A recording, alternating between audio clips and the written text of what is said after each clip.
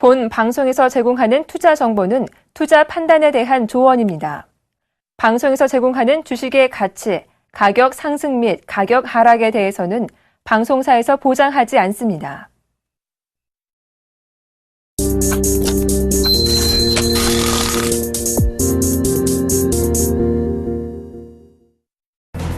가계대출 잔액이 부동산 세제 혜택 종료 등의 영향으로 11개월 만에 감소세를 나타냈습니다.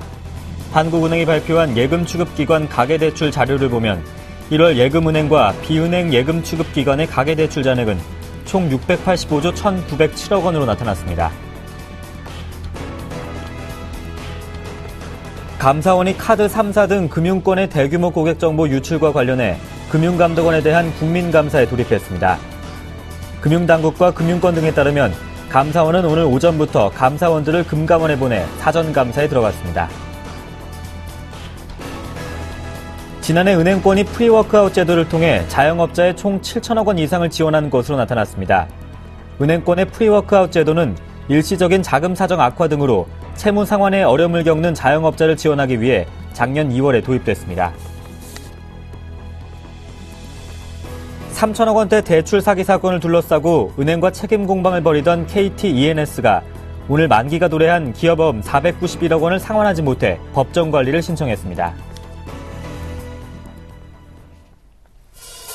안녕하세요. 핫텐의 강동석입니다. 뉴욕 증시는 우크라이나 사태와 또 중국 성장 둔화 우려 속에 하락 마감했습니다. 시장에서는 우크라이나 크림자치공화국이 우크라이나와의 독립을 결의하면서 러시아와의 합병 수순을 밟자 시장이 다시 한번 우려가 커진 상황인데요. 올해 들어 첫 선물옵션 동시만기를 하루 앞두고 국내 증시는 어제와 다르게 밀리는 상황입니다. 현재 코스피는 1950선이 깨진 상황, 코스닥도 0.5% 정도 하락하면서 545선입니다. 자세한 시장 상황 체크하고 돌아오겠습니다. 시황센터 연결합니다. 네, 시황센터입니다. 코스피 지수가 반등 하루 만에 하락하며 1960선도 내줬습니다. 중국 경기 둔화 우려가 커지면서 뉴욕 증시도 하락세로 마감했는데요. 크림 반도 둘러싼 불안감도 투자 심리에 영향을 주고 있습니다. 만기를 하루 앞둔 오늘 10시 구간 시장 흐름부터 살펴보겠습니다. 현재 코스피 지수는 15포인트 하락한 1948포인트 기록하고 있습니다. 오늘 출발은 1957선으로 반등 하루 만에 약세 출발했습니다. 60일 이평선 근처까지 밀리면서 지지력 테스트를 하고 있는데요. 한 1950선도 내주면서 낙폭을 더 키우고 있습니다. 수급 동향 체크해 보겠습니다. 네, 기관이 닷새째 팔고 있는 가운데 외국인과의 쌍끌이 매도가 3거래일째 이어지고 있습니다. 기관 쪽에서 471억 원 매도하고 있고요. 외국인이 639억 원 매도 우위를 보이고 있는 가운데 개인 쪽에서 1,100억 원 매수해주고 있습니다. 네, 코스닥 흐름도 살펴보겠습니다. 정상세 이어가지 못하고 약세로 돌아선 상황입니다. 현재 코스닥 지수는 2.82포인트 하락한 544.9포인트 기록하고 있는데요. 하지만 장 초반 시초가 분위기는 달랐습니다. 어제보다 1포인트 정도 오른 548선에 상승 출발했는데요. 540선 후반까지 올라오며 연중 최고가를 기록했지만 지수는 다시 밀리고 있습니다. 수급 동향 분석해 보겠습니다. 어제와는 다른 모습이 이어지고 있죠. 기관과 외국인의 동반 매도가 나오고 있는데요. 기관 쪽에서 53억 원 팔고 있고요. 외국인이 179억 원 매도 우위를 보이고 있습니다. 반면 개인 쪽에서 222억 원 매수 우위입니다. 이어서 코스피 시가총액 상위 종목 흐름도 체크해 보겠습니다. 전반적으로 파란불 들어오며 모두 약세를 보이고 있습니다.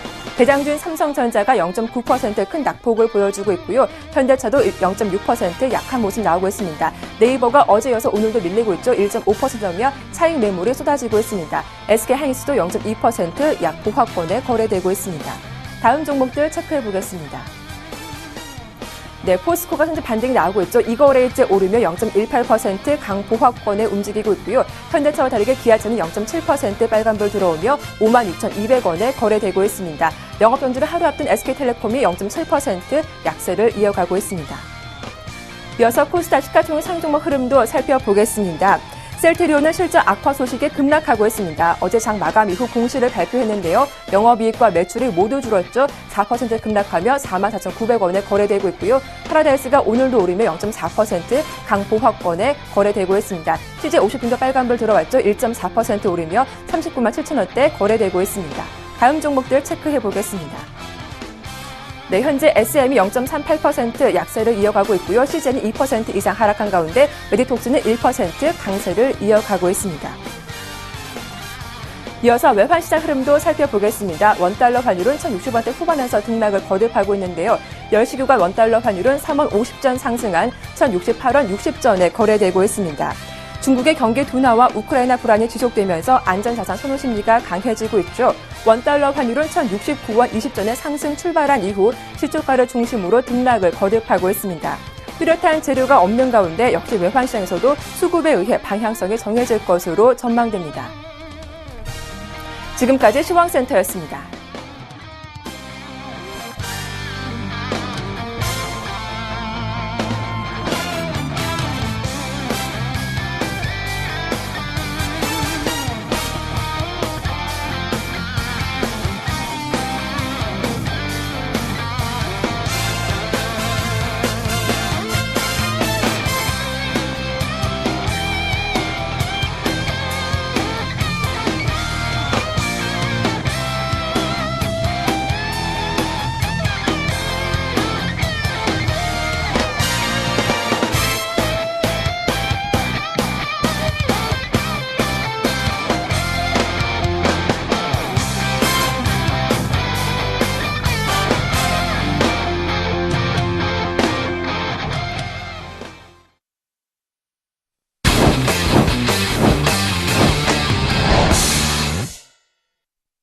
이번 시간은 시장의 핵으로 급부상하는 이슈와 테마들 한 번에 점검해보는 시간입니다. 샘플러스 김용준 멘토님과 함께하겠습니다. 안녕하십니까? 예, 안녕하세요. 연일 최고치를 경신하고 있는 코스닥 지수, 이 중심에는 단연 엔터주가 있었습니다. 이른바 놀자주에 대해서 오늘 시장의 핵으로 분석해 주신다고요? 예, 예. 일단 뭐 움직임들이 좀 심상치가 않습니다. 네. 상당히 지금 가파르게 움직이는데도 불구하고 이제 예. 실질을 모르는데요. 이제 대표적으로 지금 한 종목을 먼저 좀 말씀을 드리면요. 네. 조금 이제 드라마가 좀 황당했던 드라마입니다. 네. 이제 별 그대인가요? 거기서 이제 김수현하고 이제 전재현이죠. 네. 전재현이 나왔는데, 일단 드라마가 진행되는 동안은 그렇게 이제 주가가 가파른 상승을 보이지 못했는데, 네. 오히려 이제 중국 쪽에 이제 진출한다는 얘기가 나오면서, 갑자기 이제 급격하게 이제 상승을 하는 모습을 보입니다. 차트 잠깐 보시면, 지금 현재 주가가 이제 한 1,400원 정도에서 시작을 해갖고, 오늘까지 이제 2,900원이니까 이제 거래일수 기준으로 딱 6일 동안에 거의 이제 2배 정도 올라왔다고 보시면 되고요. 네. 최근에 이제 2배 정도 올라왔음에도 불구하고 이제 쉬지 않고 꺾이지 않는 모습들을 좀 보이고 있습니다. 이런 것들은 이제 단발성 재료로 해서 이제 움직인다라고 볼 수도 있는데, 지금 조금 볼 수 있는 게 이제 CJ ENM 정도가 또 이제 눈에 띕니다. CJ ENM이 이제, 지금 어떤 모습을 보이냐면, 사실은 이제 CJ ENM은 몇 개의 사업이 구조적으로 이제 사업 구조로 이제 분류가 되어 있는데, 이제 그쪽에 한 축이 결국은 이제 영화 제작 쪽이 하나 있습니다. 영화 제작 쪽이 있는데, 최근에 이제 연속으로 이제 제작되는 영화들이 거의 이제 1,000만 관객 돌파 정도로 이제 보이는 거죠. 설국열차가 1,000만에 조금 못 미치는 960만 정도 나왔던 걸로 기억이 나는데요. 그 이후에 이제 사실은 과연 수상한 그녀가 그 정도로 시장에서 아니면은 극장에서 먹힐 건가라고 생각을 했는데요. 네. 실질적으로 엄청난 지금 매출을 지금 띄우고 있습니다. 그렇게 되다 보니까 사실 영화에서 분명히 하나의 중심축이 되고, 물론 이제 앞부분에서 여러 가지 얘기들이 좀 있었습니다. 이제 실적 악화에 대한 사전 정보 유출 가능성, 그래가지고 종목이 하한가까지 가는 상황들도 벌어지고 굉장히 급격한 흔들림이 좀 있다가 이제 바닥에서부터 지금 올라나와갖고 지금 이제 주가들이 움직이는데, 이 종목 역시도 지금 주가의 움직임들이 지금 이제 차트를 보시면은 꾸준하게 우상향하는 패턴들을 좀 보이고 있습니다. 단계별로 조정을 받겠지만은 계속적인 상승들을 좀 보이고 있다. 그러면 이러한 종목들 말고도 여러 가지 지금 종목들이 있을 겁니다. 이제 YG엔터 같은 종목도 지금 이제 계속적으로 이제 주가의 움직임들이 이제 긍정적인 모습을 좀 차트에서 지금 보여주고 있고요. 네. 그리고 이제 사실 이쪽에 엔터 관련주 쪽에 대장이라고 할 수 있는 SM 같은 경우도 최근에 그렇게 화려하진 않지만 꾸준하게 상승을 하는 패턴들을 좀 보이면서, 전반적으로 지금 관련 종목들의 주가 움직임들이 상당히 견조하고 안정적으로 움직이면서, 아직까지는 추가적인 상승 여력을 충분히 있다라고 지금 보여주는 패턴들이 아닌가 좀 판단이 됩니다. 이런 엔터주에 반라는 의미가 있죠. 또 정부에서도 한류 문화를 살리기 위한 또 정책 지원 사업도 펼치고 있잖아요. 예. 맞습니다. 이제 일단은 이 종목들을 갖다가 예전에 단순한 어떤 테마성이나 아니면 네. 그런 쪽에서 좀 볼 것이 아니라 조금 이제 각도를 좀 달리 봐야 될 몇 가지 좀 요소들이 좀 발견되고 있습니다. 대표적으로 이제 정부 정책 수혜주라고 볼 수가 있습니다. 정부 정책 수혜주라고 볼 수가 있는데요. 지금 이제 이런 정부 정책은 지금 이제 컨텐츠 강화 내지는 이러한 쪽의 실질적인 어떤 내용들을 지금 연일 지금 발표하면서 엔터주 중에서는 지금 기획사하고 제작사들 쪽에 강세를 좀 보이고 있는 부분들 분명히 나타나고 있고요. 그리고 이제 극장 관련 쪽에서는 역시 이제 이쪽은 이제 기획사나 제작자 쪽은 아니지만, 최근에 이제 CJ, CGV 같은 게, 극장의 수입을, 인상한다, 입장료를 인상한다라고 하면서, CJ, CGV도 좀 상당히 강세를 좀 보이고 있는데, 분명한 것은 한 축은, 정부 정책의 수혜가 지금 묶이면서 이러한 것들의 어떤 성장성에 대한 가치 반영이 조금씩 되고 있다라고 좀 볼 수가 있고요. 또 한 가지 실질적으로 어떤 직접적인 이익을 창출하는 구조에서는 과거에서는 엔터주들 대부분들이 어디서 이제 수익 창출이 기본적으로 됐다라고 보냐면 일본 쪽에서 이런 한류 문화들을 가지고서 정책적인 수혜가 좀 나타나는 부분들이 있었는데 최근에는 이러한 부분들의 방향들이 좀 넘어가고 있습니다. 이제 어느 쪽으로 넘어가냐면 이제 중국 쪽으로 좀 넘어가는데 대표적으로 지금 아까 앞부분에서 보여드린 것처럼 키이스트 같은 경우는 그림시연의 중국 진출 내용이 얘기가 되면서 이런 쪽에서의 어떤 주가 움직임들이 급격하게 나타나고 기대치들이 좀 많이 반영되고 있다고 볼 수 있고요. SM 같은 경우는 워낙 이제 대형사이다 보니까 이제 키이스트하고는 조금 다른 부분은 좀 있습니다. 근데 SM 같은 경우도 지금 최근에 이제 해외 진출에 대한 일정들을 지금 발표를 하고 있는데요. 일본 진출 일정에 대한 부분의 어떤 기대치보다는, 엑소라고 하는, 가수죠. 원래 이게 술 이름이었습니다. 저는 실점에. 술이요? 예, 술 이름인 줄 알았는데. 네. 근데 가수들이더라고요. 근데 이쪽에 이제 중국 진출 일정이 좀, 나오면서, 이쪽에 대한 지금 강세들이 나타나는 것들. 그러니까, 어떤 실질적인 시장도 열렸다. 중국과 관련된 시장 쪽도 한류 쪽에서 열렸다라고 볼 수가 있고요. 그리고 또 한 가지는 정부의 정책이 맞물리면서 직접적인 지원 정책들도 사용되고 있다는 것들. 이런 부분들이 전반적으로 작용이 되면서 엔터주들은 지금 어쨌든 간에 작년에는 사실 놀자주가 크게 한번 상승을 했을 때 그때 막상 뚜껑을 열어보니까 실적이 안 나오더라가 문제가 되면서 굉장히 큰 폭의 조정을 받았었죠. 대부분의 종목들이. 근데 지금은 그런 것과 좀 다르게 어떤 충분한 어떤 배경이 깔려 있고 움직임들이 좀 나타날 수 있는 근거들이 좀 되기 때문에 그런 부분에서는 안정적인 어떤 움직임을 좀 보일 수 있다고 판단이 됩니다. 네. 이른바 대형 3사 기획사죠. JYP, 또 YG 엔터테인먼트, SM. 이들이 음원 수익 말고도 다양한 사업 분야에서 수익성을 창출하고 있다고요. 예.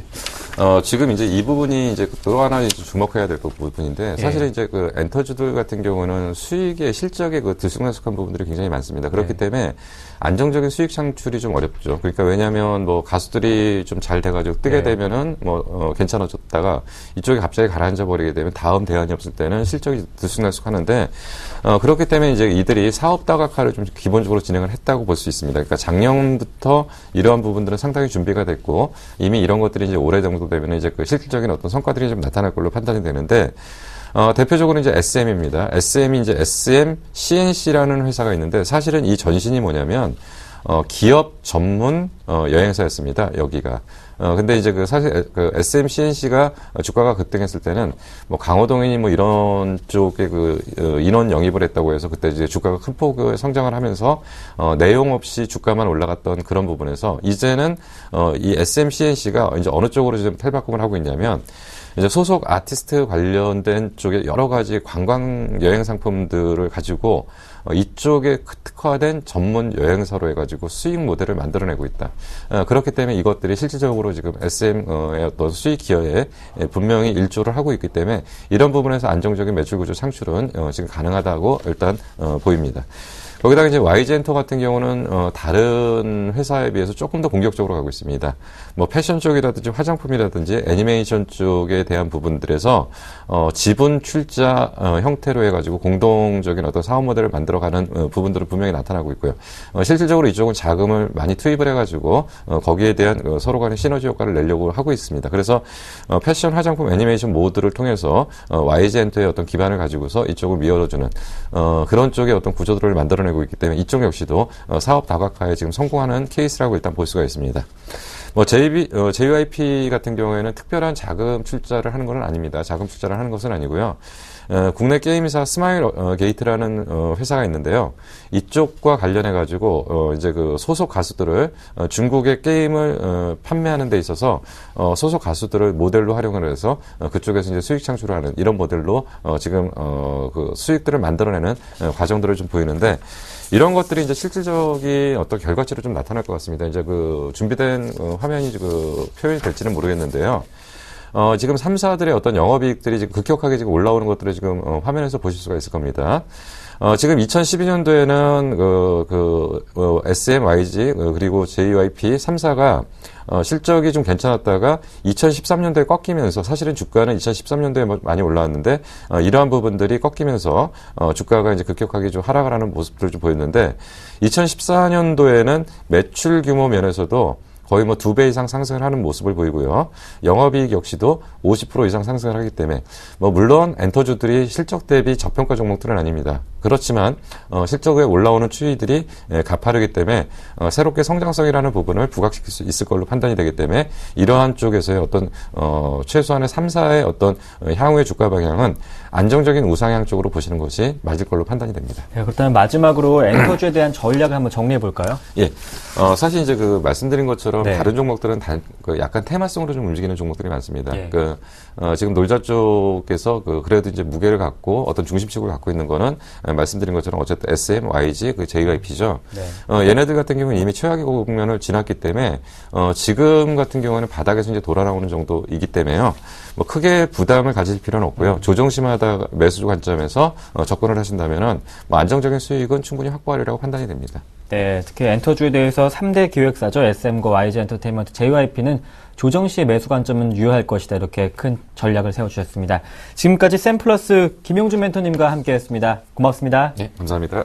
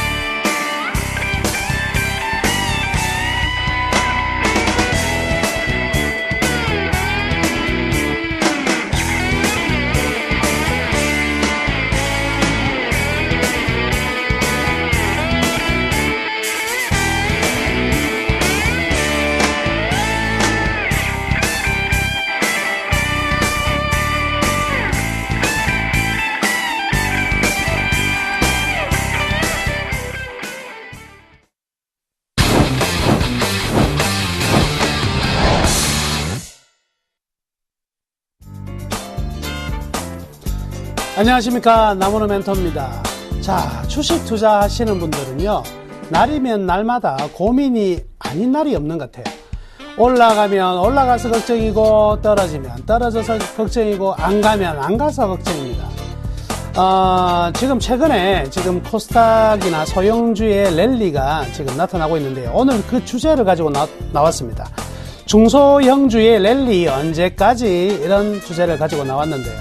자, 최근에 중소형주 또는 코스닥 종목들을 가지고 랠리에 동참하고 계신 분들 같은 경우에는 기분은 굉장히 좋아요. 그런데 고민이 하나 있죠. 이거 지금 언제쯤 팔아야 되나? 이런 고민이 분명히 있을 수밖에 없을 것이고요. 반면 대형주를 위주로 투자하시는 분들은 대형주가 지금 꼼짝도 안 하고 지금 계속 떨어지고 있는 상황이다 보니까 이거 지금이라도 중형주 또는 중소형주 또는 코스닥으로 옮겨 타야 될 것이 아닌가? 이렇게 굉장히 또 고민에 빠져 있을 수밖에 없는 상황이죠. 그러니까 가지고 있는 자도 고민이고, 그리고 옮겨가고 싶은 자도 고민이고 이거 어떻게 해야 되느냐 지금 굉장히 고민이 많은 상황입니다. 제가 그래서 이런 말씀 하나 해드릴게요. 삼성그룹의 창업자이죠. 고 이병철 씨의 호암 어록에 나와 있는 내용인데요. 사람이 성공하기 위해서는 3가지 요건이 필요하다. 그 3가지 요건 중에 운둔근이라는 이야기를 해요. 첫 번째 뭐냐면 어떠한 경우도 제일 크게 따르는 것은요 운이다. 운이 제일 중요하다 이렇게 이야기를 합니다. 그러면 운만으로 되는 것이냐 그건 아니고요. 두 번째가 둔이죠. 우직함이 있어야 된다. 운이 올 때까지는 기다려내는 우직함이 있어야 되고요. 그리고 운이 찾아왔을 때, 자, 세 번째 남아있는 것이 원동력이 되는 부분이 바로 근입니다. 끈기와 근성을 가지고 그거를 쟁취하고 끌고 나가야 되는 힘이 있어야 된다. 이렇게 말씀해 드리겠습니다. 지금 우리 시장은 항상 어떠한 방향이 다 같이 움직이는 경우는 없어요. 어떠한 쪽은 대형주가 더 초과적으로 강세를 보일 때도 있고, 반면 코스닥이 강세를 보일 때도 있고, 이렇거든요. 그럼 우리의 마음은 어떨까요? 대형주 올라갈 때는 대형주에서 수익을 내다가, 다시 코스닥이 올라갈 때는 코스닥에서 수익 내다가, 소형주 올라갈 때는 소형주. 세상의 모든 맛있는 것은 다 혼자 따먹으려고 해서는 안 되겠죠. 그렇게 경우에는요, 오히려 거꾸로 갈 가능성이 항상 많습니다.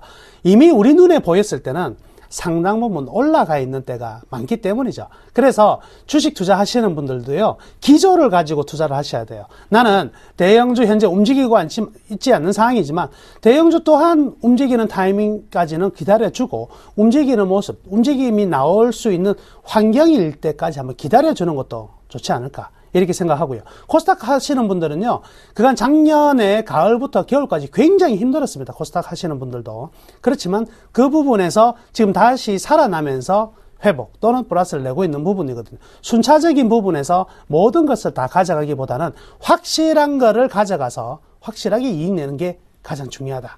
이 말씀부터 해드리겠습니다. 자, 여튼요. 자, 올해 1월 달에 1월 효과라는 게 있죠. 중소형주가 대형주에 비해서 랠리를 보이는 효과를 보여주는데 1월 달에 랠리가 지금 계속 연장되고 있는 상황이다. 이렇게 볼 수가 있겠습니다. 소형주 코스닥의 랠리 계속 나타나고 있는 상황인데요. 그러다 보니까 대형주와의 디커플링 현상이 굉장히 심화되고 있습니다. 근데 대형주와의 디커플링인 줄 알았는데 가만히 얘기하면요. 그 안에 들여다보면 대형주 속에서도요. 종목별 차별화가 굉장히 커진 상황이죠. 예를 들어서 네이버 같은 경우에는 물론 제가 이 Y 시간을 통해서 네이버 아주 좋다. 100만 원 찍을 수 있다. 이렇게 말씀해 드렸었는데 최근에 어떻습니까? 계속해서 랠리를 보여주고 있는 반면에 자, LG전자 같은 종목들 포스코 어때요? 신저가 계속 내려가고 있습니다. 대형주라고 해서 똑같이 랠리가 나타나는 것은 아니고요. 또는 소외당하는 것은 아니고 이렇게 차별화가 되고 있다. 이렇게 볼 수가 있겠네요.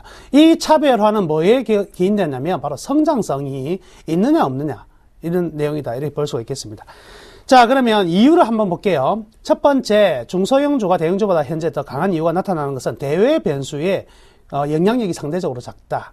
그렇죠? 이 신흥국에 대한 투자에 대한 불안함 이런 것들이 있고요. 중국에 새로이 발생한 리스크, 거기에다가 우리 지금 3월 선물 옵션 만기를 앞두고 전반적인 파생적인 변동성의 증가 이런 거에서 전부 다 나와 있는 게 뭐죠? 중소형주 코스닥이다. 그죠? 이러다 보니까 이들 종목들이 상대적으로 좀, 흐름이 더 양호하게 나갈 수밖에 없을 것이고, 또 하나가 수급적인 측면에서도요, 지금 기관이나 그리고 외국인들 같은 경우에도 이러한, 매크로 변수를 제외한 종목의 개별적인 요인을 가지고, 투자하는 점이 지금도 좀 더 수익률 측면에서 낮다. 이렇게 적용되고 있다. 이렇게 볼 수가 있겠네요. 코스닥 같은 경우에도요, 과거 테마주 위주로 상승하는 장이었으면 지금 상황은 다릅니다. 예를 들어서 그것도 과거에 줄기세포 관련주, 그 다음에 4대강 테마주, 대선 관련 테마주, 이런 것들이 상승하는 장이었으면 이 시장은요, 분명히 해석을 달리 해야 될 상황이겠지만 지금은 그게 아니죠. 어떤 종목이 올라가고 있냐면 게임이라든지 엔터, 카지노주, 그리고 홈쇼핑 등의 종목들이 지금 대거 상승하고 있는데 이들 종목들은 단순히 테마라기보다는 어떤 측면이 있죠? 예, 실적이 급격히 살아나고 있는 부분이라는 거죠. 충분하게 게임주 같은 경우는 조정도 많이 받았던 부분이고 엔터주도 마찬가지겠죠. 물론 화장품이나 홈쇼핑 같은 경우는 계속해서 올라갔던 부분이 있겠지만은 나머지 이 종목들 게임이나 엔터 쪽에 관련해서는요, 새롭게 떠오르는데 이 새롭게 떠오르는 데는 뒷받침이 되고 있는 게 바로 실적이다. 이렇게 볼 수가 있겠네요. 과거 이제 성장이냐 가치냐 이런 이야기를 했을 때 성장주라고 하면 보통 통상 1년에 10% 이상의 영업이 순이익의 증가가 나타나는 기업을 우리는 성장주로 했는데 요즘은 개념이 바뀌었어요. 요즘에 성장주는요, 우리나라 GDP 상승률보다 높은 기업은 전부 다 성장주라고 이렇게 분류를 하고 있는 상황인데요. 그래서 즉 여기서 말하는 성장은 지금 성장의 실적을 보여주고 있는 종목이라면 지금 한참 올라갔긴 하지만 더 올라갈 수 있다. 이 프리미엄을 더 많이 붙여가고 있는 상황이다. 이렇게 봐야 될 것 같습니다. 자, 향후 전망은요, 코스닥이 강세, 현재는 실적이 뒷받침된 상태이기 때문에 무조건적인 테마주의 강세하고 좀 분명히 상황은 다르다. 그렇기 때문에 추가적인 연장은 가능하다. 그렇지만 이 연장선상에서 디커플링된, 즉 대형주가 가지 못하고 있는 상황에서의 독자적인 행보이기 때문에 변동성은 커질 가능성이 많아요. 여기서 제가 말씀해드리는 변동성이 뭐냐면 주가의 등락폭이 커진다는 거죠. 즉 굉장히 상승폭이 추가적으로 오버슈팅이 나오면서 상승이 아주 강해질 수도 있는 반면 하루에 순간적으로 2, 3일 동안 10몇 %씩 떨어지는 이런 변동성도 분명히 나타날 수밖에 없는 상황이다. 이렇게 말씀해 드리겠고요. 두 번째는요, 아무래도 선물 만기 리스크가 지금 존재하고 있는 게 가장 큰 이 대형주의 흐름인데요. 목요일이 지나고 나면 이 대형주들의 저가 매력이 굉장히 부각될 가능성이 많고, 제가 늘 강조해 드렸지만 4월달 올해 시장의 주도주를 선별하는 과정에서 이제 3월 중순으로 넘어가고 있는 과정이기 때문에 어떤 내용들이요? 1분기에 대한 실적이 어느 정도 이 집계가 되어가는 부분이거든요. 그렇기 때문에 대형주들의 순환매 본격적으로 시작될 가능성이 많다. 그래서 여러분들이 대형주 투자하시는 분들은요, 이번 목요일까지가 마지막 고비다. 이렇게 생각하시면 되겠습니다. 자, 중형주는요, 종목별, 중소형주 같은 경우에도요, 종목별로 차별화는 계속될 겁니다. 이익을 내고 있는 종목군들 같은 경우는 끊임없이 올라가는 모습이 나타나고 있으니까 오히려 저는 중형주급에서 내수라든지 중국 관련되어서 내수 관련된 종목들, 이런 종목들 같은 경우에는요, 달리는 말에 새로 올라타기는 부담스럽긴 하지만 가지고 계신 분들은요, 미리 내려오지는 마세요. 그냥 그대로 치고 올라가는 그 흐름을 타고 가시는 게 좋을 것 같아요. 이미 현재 나타나고 있는 중형주의 랠리는요, 단순히 기대감 이런 부분들은 아니고, 중형주는 아직까지 이 퍼도 굉장히 높은 상황은 아니에요. 코스닥 같은 경우에는 종목들 중에서는 퍼가 지금 20에 30 넘어가는 종목들 수두룩하지만, 중형주 보시면 전부 다 아직까지 퍼가 12, 13 정도에 되는 종목들이 굉장히 많거든요. 이들 종목들 같은 경우는 미리 나오지 말고 계속적으로 보유하면서 이익의 규모를 한번 크게 한번 만들어보는 기회를 삼으시는 게 좋겠습니다. 자, 그러면 향후 이제 중소형주의 랠리와 대형주의 동반적인 상승이 이제 가능할 것인가에 대한 내용들 충분히 가능하다 말씀해 드렸었는데, 그에 따라서 우리 어떻게 전략을 세워야 될까? 자, 첫 번째는요, 급등하는 소형주 코스닥 종목군들 같은 경우에는요, 트레이딩 관점으로 이제 대응이 필요합니다. 즉 뭐냐면 순간적으로 떨어지는, 음봉으로 떨어지는 5% 이상의 하락이 나올 때는 일단 한 번쯤은 잘라주는 타이밍이에요.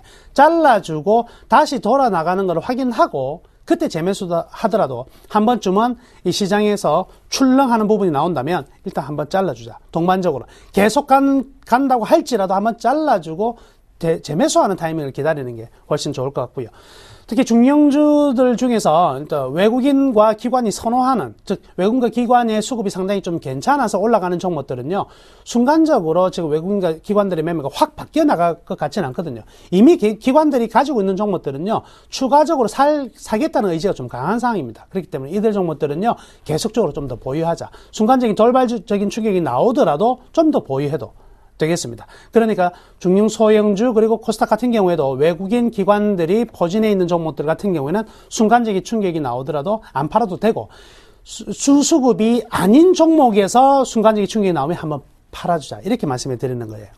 자, 대형주 같은 경우는요, 일단 낙폭 과대가 굉장히 매력적인 부분입니다. 그래서 주가는 많이 떨어진 것보다 더 좋은 호재는 없다. 이렇게 이야기를 하잖아요. 그래서 많이 떨어진 낙폭 과대 종목들 중에서 1분기, 자, 4분기에 일회성 비용이 굉장히 많았던 종목들, 일회성 비용들이 많아가지고 1분기가 되면 빠져나가는 부분이죠. 즉, 기저현상에 의해서 이익으로 전환되더라도 이런 기업들에 대해서 지금 선취매 차원에서 매수를 하시는 게 좋을 것 같습니다. 그리고 현재 가지고 있는 종목이라면 대형주 내에서 이런 낙폭과대 1월달 실적이 좋아지는 종목들, 지금 1분기 실적에 대해서 전망들이 좀 나오거든요. 분명한 사실은요, 대형주라 할지라도 1분기 실적이 호전이 되지 않을 기업들, 1분기에 영업이익이 흑자로 돌아서지 못하는 종목들은요, 나오셔야 돼요.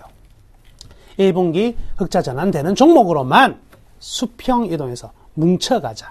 그러면 그분들은 또다시 들어오는 순환매에서 충분히 수익을, 그간에 소외받던 수익을 일거에 달성할 수 있을 것이다. 이렇게 말씀해 드리면서 오늘 이슈Y, 남원우 이슈Y는 여기서 마치도록 하겠습니다. 2시에 특징주 Y와 가지고 다시 여러분께 찾아뵙겠습니다. 감사합니다.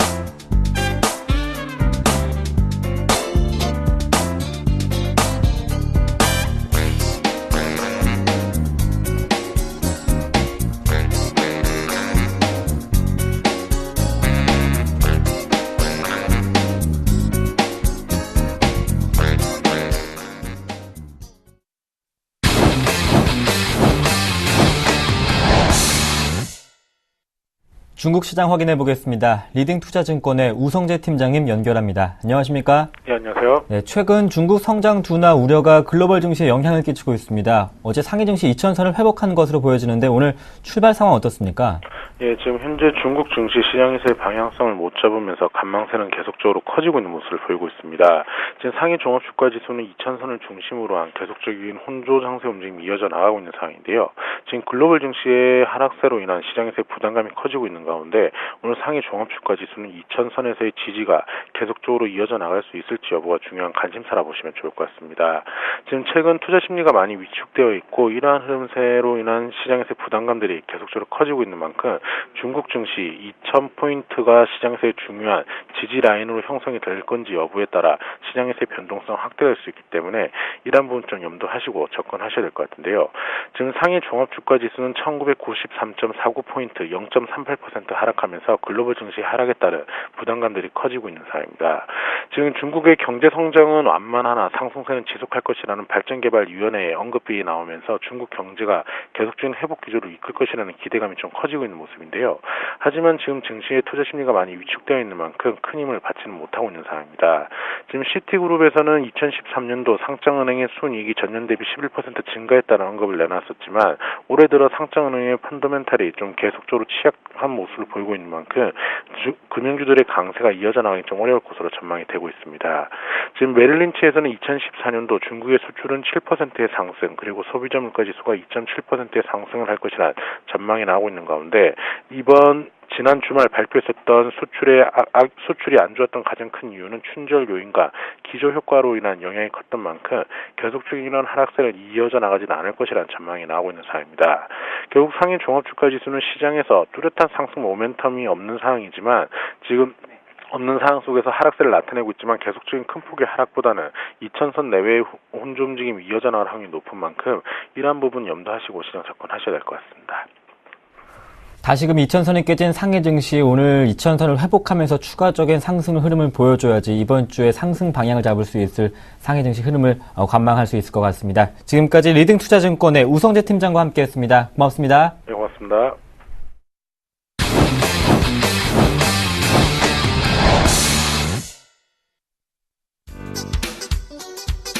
안녕하십니까, 김선일 멘토입니다. 시장이요 굉장히 좀 힘이 듭니다. 오히려 이번 기회 계속 말씀드립니다. 매수 기회로 하셔야 된다는 겁니다. 잘 매수하세요. 어떤 주요? 대형주 중심으로 해서. 자, 오늘 시장 캐나다와 FTA 승인으로 인해서 여러 가지 이슈들이 있는데요. 그와 관련된 종목들도 좀 살펴봐 드리도록 하고요. 지금부터 제가 상담을 해드릴 겁니다. 보유하고 계신 종목들, 문자를 보내주세요. 자, 013에요. 3366번에 0110번입니다. 아래 번호로 문자 주시면요, 제가 최대한 자세하게 봐드리도록 하겠습니다. 아셨죠? 자, 오늘 제가 준비한 이슈들 살펴보도록 하겠습니다. 저 두 가지만 딱 가져나왔습니다. 정말 중요하기 때문에 가지고 나왔는데요. 보겠습니다. 자, 한국 캐나다 FTA 성사했죠? 자동차주하고 자동차 부품주들 어떻게 될지 또 어떤 흐름인지 살펴봐드리도록 하고요. 자, 두 번째는요, 하반기 라면값 인상에 대한 부분이 있습니다. 그리고 김수현 효과도 같이 있는 것 같은데요. 그 부분에 대해서도 좀 살펴봐 드리도록 하겠습니다. 자, 먼저 이제 완성차, 자동차예요. 캐나다랑 FTA, 승인이 들어갔죠. 자, 그러면 완성차 업체들이 어떤 흐름을 보여줘야 될까요? 당연히 올라줘야 됩니다. 자, 그런데 오늘 시장이 굉장히 어둡습니다. 기아차만이 플러스를 보여주고 있고요. 나머지 뭐 완성차들이나 부품주들의 움직임은 안 좋습니다. 네. 이유가 뭘까요? 시장 영향이죠. 그러면 이 시장이 안 좋을 때 자동차 부품주, 자동차 중에서 오르는 종목, 기아차 같은 경우는 매수하기에 참 좋을 수도 있다는 생각이 듭니다. 자, 좀 살펴볼게요, 내용을. 자동차 수출 관세, 캐나다 쪽에서 같이 하게 되면서 수출 관세가 6.1%가 3년 안에 완전하게 철폐가 된다고 합니다. 대신에 우리나라는 뭘 이뤘습니까? 소고기를 개방하게 되었습니다. 호주, 미국, 캐나다까지, 세계 각국에서 들어오네요. 자, 그리고 또 하나, 그렇다면 자동차주들, 소고기 때문에 큰 시장 영향? 아니죠. 자동차가 워낙에 좀 많이 GDP 차지하는 비중이 크기 때문에, 전반적으로 봤을 때는 국내 기업들한테 호재입니다. 그래서 좀 소를 키우시는 농가분들은 좀 피해가 예상이 되는데요. 좀 안타깝지만 조금 말씀을 드려보고요. 캐나다에서의 국산차 시장 점유율 자체가 12%입니다. 그런데요, 이 12%인데 천천히 증가가 이루어집니다. 그럼 가격 자체가 6% 정도는 싸게 가거나 아니면은 옵션을 플러스 해가지고 더 좋은 가격으로 더 좋은 옵션으로 차를 같은 가격에 제공할 수가 있어지겠죠. 거기에 메리트가 작용한다면 현대나 기아차 같은 경우에는 천천히 캐나다에서 지금 3위인데요. 매출 확대 이루어지면서 2위까지요 불가능합니다. 하지만 판매량 자체가 늘기 때문에 매출 확대가 늘어날 가능성이 높다는 거죠. 그 포인트가 가장 중요하고요. 그러면 부품주들은 어떻게 될까요? 당연히 부품주들도 상승 쪽으로의 전환 자체가 나올 가능성이 높아 보입니다. 자, 최근의 부품주 중에서요. 여러 가지 좀 살펴봐 드릴게요. 작년 거의 초쯤인가 이슈가 됐던 종목이죠? 중반인가요? 한일유화입니다. 자, 한일유화 최근의 추세입니다. 크게 밀렸다가 다시 상승 쪽으로의 전환 자체가 잘 나와주고 있습니다. 21선을 어떻게 잘 타워가는 분위기가 연출이 되고 있습니다. 쭉쭉 올라가지고 있어요. 얼마나 더 갈 수 있을까요? 조금 더 이런 21선 아래로 좀 내려오게 될 경우에는요. 분명히 매수할 수 있는 아주 좋은 타이밍입니다. 그렇다면은 이게 만약에 내일장에서도 조정이 나온다면요. 정말 상승 쪽으로의 분위기 전환이 나타나주면서 한 번 더 레벨업 할 수 있는 분위기가 연출된다는 거죠. 자, 대형주 쪽으로 가볼게요. 현대모비스 보겠습니다. 자, 현대모비스 지금 1.3% 정도 조정이 나와주고 있습니다. 자, 그쵸? 자, 모비스 보시면요. 라인, 제가 주로 긋는 라인을 말씀드려볼게요. 주봉으로 좀 살펴드리도록 하겠습니다. 주봉이 좀 늦게 뜨네요. 자, 주봉으로 보니까 이제 떴습니다. 볼게요. 바닥 라인에 대한 인식으로 잡히는 포인트가 요 포인트고요. 그 다음 포인트 여기 라인이죠. 그래서 점차적으로 라인이 올라가는 바닥이 높아지는 포인트인데 다음 포인트로 잡을 수 있는 구간대는 과연 어디일까요? 자, 가장 싸게 살 수 있는 구간은 바로 요 포인트. 21선을 깨면서 29만원대 초반이 가장 좋은 포인트가 되지 않을까라는 말씀을 드리고 항상 말씀드리지만 내려갔다 올라갈 때 포인트가 가장 좋은 구간이 될 겁니다. 하지만 지금 구간에서 볼 때 조정이 나오고 만약에 내일도 조정이 나와줘서 약간의 하락 추세가 조금 깊어진다면요. 조금씩 분할 매수하시는 것도 나쁘지 않을 것 같아요. 그래서 이런 그래프 자체가 나온다면은 가장 좋지 않을까라는 판단이 들고요. 제가 기아차 말씀드렸는데 기아차 같은 경우에도요. 지금 이 주봉이에요. 보세요. 큰 쌍바닥에서 상승 쪽으로 전환 좋지 않습니까? 상승 쪽으로 전환 더 크게 갈 가능성 높습니다. 그렇죠? 그래서 최선호주 순서대로 말씀드리면 첫 번째는 기아차를 보시는 게 가장 낫지 않을까 좀 말씀을 드려보고요. 자, 그 다음으로는 중형주 중에서 한일유화를 말씀을 좀 드려볼게요. 그래서 요 포인트 보시고서 대응을 하시는 게 좋지 않을까 말씀 드려보겠습니다. 잠깐 라면 얘기하기 전에요. 종목 상담 좀 해드릴게요. 자, 3015님 인포뱅크 물어봐 주셨습니다. 인포뱅크요. 살펴보겠습니다. 자, 인포뱅크 가격이요. 7,170원대입니다. 네, 분할 매수를 좀 해주셨어요. 좀 더 추가 매수를 하신 것 같아요. 그래서 단가가 낮아지셨습니다. 자, 인포뱅크 지금 주가 흐름이 어떻게 되고 있나요? 차트 같이 보실게요. 큰 흐름이 바뀐 흐름 보이시잖아요. 그렇죠? 이게 2012년도에 잘 가던 흐름에서 다시 2013년도에 빠졌다가 다시 올해 상승 쪽으로의 전환이 이렇게 포인트가 나오고 있는 종목입니다. 자, 이때부터 바뀌었어요. 확대합니다. 자, 그러면 인포뱅크를 볼 때 바닥 라인 좀 지워볼게요.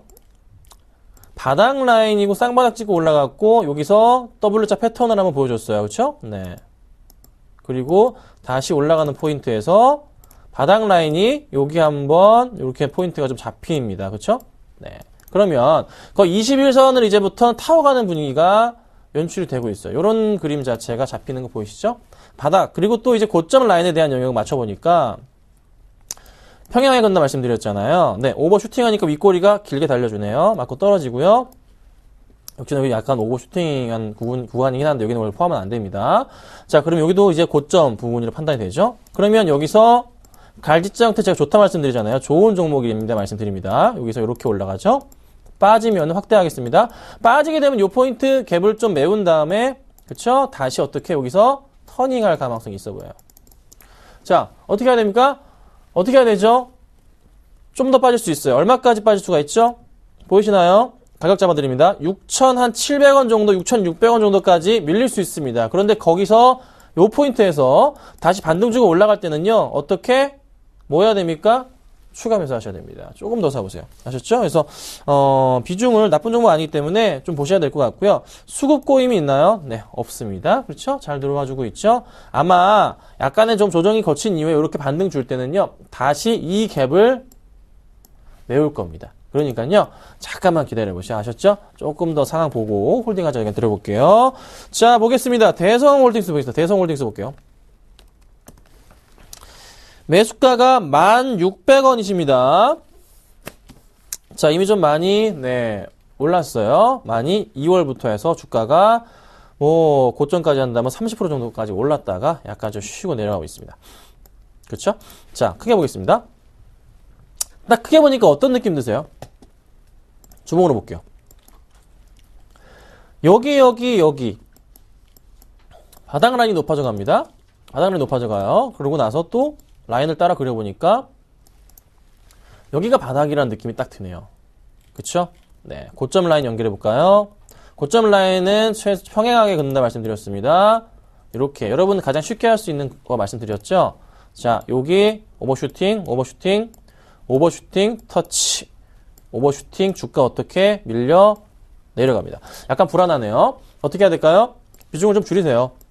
네, 줄이시는 게 맞다는 의견입니다. 이 차트 흐름대로 움직인다면 여기 갭 메우면서 떨어질 가능성이 높아 보입니다. 자, 수급 있나요? 수급도 그닥 좋지 않네요. 제가 제일 싫어하는 수급 뭐죠? 개인 많이 들어오는 거. 요거 약간 위험합니다. 연기금 매수 물량 있다고요? 많지 않네. 기타 법인 다 나가고 있죠? 정리 다 했네요, 고점에서. 그러면 어떻게? 조심해야겠죠? 이거 주봉입니다. 일봉으로 보자면 여기서 정리 다 하고 있어요. 정리 다 하고 있다고요. 그렇죠? 비중 줄이세요. 약간 위험할 수가 있기 때문에 비중을 최대한 작게 가져가도록 하겠습니다. 아셨죠? 자, 요거 볼게요. 대우인터내셔널 보겠습니다. 자, 대우인터내셔널 지금 매수가가 41,000원이세요. 주가 깨졌습니다. 바닥인가 살펴보겠습니다. 자, 보니까요. 바닥 라인에 대한 라인 연결해 볼게요. 자, 여기 보이세요? 더 빠질까요? 제 생각에는요. 더 빠질 것 같지는 않네요. 요게 어떤 그림이랑 비슷하죠? 여러분들 SM하고 비슷해요. SM 뭐죠? 네, 요 포인트죠? 빠지고 나서 다음에 바로 급등하는 포인트. 자, 대우인터내셔널 다시 볼까요? 빠지고 급등하는 포인트들이 연출이 됩니다. 여기서 마찬가지로 그러면은 요 바닥 확인해서 어떻게 다시 올라갈 가능성이 높아 보입니다. 자, 지금은 알 수가 있지만 내일도 알 수가 있지만 다시 어떻게 빠졌다가 올라갈 때 여기 아니에요. 여기 정도일 겁니다. 아마 올라갈 때 그때 어떻게 추가 매수 괜찮습니다. 아셨죠? 그러니까 지금 홀딩 하시고요. 걱정하지 마시고 가져가도 되겠다. 말씀을 좀 드려보겠습니다. 아셨죠? 네, 바로 라면 얘기하고요. 오늘 제가 가지고 나온 종목 봐드릴게요. 자, 라면값 인상이 하반기 때 네, 연출이 된다고 합니다. 관련주들 농심, 오뚜기, 삼양식품 등등등 있습니다. 네. 자, 농심이 좀 올라갑니다. 어떤 효과가 또 있죠? 김수현이요. 우리 김수현 씨가 별교대 찍고 나서 중국에서 국산 라면이 엄청나게 팔려고 합니다. 팔린다고요. 그런데요, 라면값이요. 과자값은 인상이 심심치 않게 되면서 많이 올랐어요. 근데 라면값은요, 한 번 올랐습니다. 최근에. 오를 때가 됐어요. 그리고 농심에서요, 라면이 차지하는 매출 비중이 얼마인 줄 아세요? 적은 줄 아셨어요? 70%가 넘어갑니다. 자, 그렇다면요, 충분하게 이 라면값 인상에 대한 부분 이슈가 되고 있고, 최근에 또 중국 쪽에서 매출 확대 본다면, 그 라면 관련주들, 농심, 오리온, 삼양식품은요, 지켜보셔야 됩니다. 특히 농심 보세요. 차트가 흐름이 바뀌었어요. 차트 볼게요. 이것만 설명드릴게요. 차트 흐름이 꺾였던 게 다시 바뀌었다고, 흐름이 바뀌었다고요. 흐름이 아주 크게 바뀌었습니다. 그렇죠? 흐름이 크게 바뀌었어요. 여기서 어떻게 이제 1차 박스권, 2차 박스권 돌파, 다음 박스권 올 겁니다. 가능성이 있어요. 그러니까 그 포인트 보셔야 되고요. 관심권에 넣어두세요. 제가 추천드리지 않습니다. 관심 종목권에 넣어두시고 대응하시라고 말씀 좀 드려보겠습니다. 자, 오늘 종목 말씀을 드릴게요. 그 전에 한 종목 좀 정리하겠습니다. 종목이 굉장히 기간 수급이 굉장히 좋은데 밀리네요. 하림입니다. 자, 가져가도 괜찮은 종목입니다. 제가 또 손절하고 나가면 또 오를 것 같아서 정말 불안한 종목 중에 하나입니다. 시장이 좀 안 도와줍니다. 지금 현재 코스피가요, 1941포인트, 1.16% 빠지고 있고요. 코스닥이요, 542포인트로 0.87%까지 밀리고 있습니다. 시장이 굉장히 안 좋아요. 그래서 그 영향을 좀 받는 건데요. 수급은 외인들의 매도가 나가지만 기관들의 매수는 계속되고 있다는 거, 할인입니다. 그래서 매수하도 괜찮지만, 가져가셔도 괜찮지만, 여기 특성상 제가 손절 처리하겠습니다. 그래서 너무 놓여하지 마시고요. 로만손 계속 가져가라 말씀드렸죠? 로만손 어떻게 되고 있습니까? 로만손. 오늘 로만손 어떻게 되고 있죠? 지금 4% 급등 중입니다. 이거 가져가도 된다고 그랬잖아요. 네. 그렇죠? 요거를 좀 만회하세요. 네, 걱정하지 마시고, 네, 잘 두고 가시면 될 것 같아요. 자, 오늘 종목 보겠습니다. 오늘 이 종목이에요. 자, 여러분들, 해외 직구 합니다. 그걸로 인해서 ABCNC가 해외 직구 넣는다 그래서 주가가 빵 늘어납니다. 그러니까 동남아시아 쪽 아시아 사람들이, 중국 사람들이 우리나라로 해외 직구하는, 우리나라면 해외 직구가 나요. 그 사람들도 우리나라한테 해외 직구하는 거예요. 그 포인트가 있고요. 인터파크는요, 아이마켓 코리아 지분을 약 50% 들고 있습니다. 아이마켓이요, 시가총액이 1조가 넘는 회사입니다. 여러분, 인터파크는요, 시가총액이 얼마냐고요? 8,800억이네요. 네, 1조가 넘는데 50% 5천억입니다. 엄청나죠? 지분가치매도 엄청나요. 그리고 최근의 수급이 볼게요. 이것만 보여드릴게요. 최근의 수급이 정말 많은 물량이 들어와주고 있어요. 개인 물량 다 빼먹고 있죠? 여러분, 오늘도 들어옵니다. 오늘도 들어오고 있어요. 매수가 잡아드릴게요. 자, 지금 14,450원. 네, 포인트 좋네요. 14,450원까지만 매수하도록 하고요. 네, 목표가는 플러스 3%, 손절가는 마이너스 3% 잡고 대응하도록 하겠습니다. 자, 오늘은 제가 인터파크까지 말씀을 좀 드려봤고요. 오늘은 제가 일이 있어서 오후에 못 나오고 내일 오전에 뵙도록 하겠습니다. 감사합니다.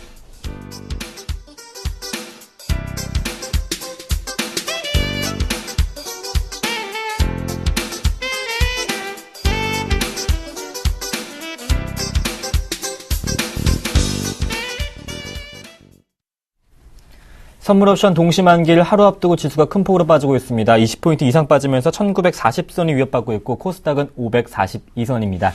내일 뵙겠습니다. 시청해주신 여러분 고맙습니다.